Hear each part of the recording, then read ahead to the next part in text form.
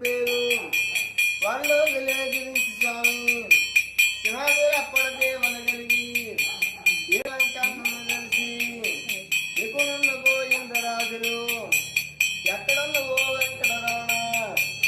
ఏడుకొండల మీద నుంచి దేవుడి పేరు అప్పదేమనా కోటి దేవుడై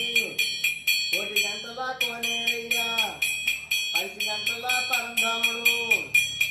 ఎక్కడున్నావు వెంకటరమణ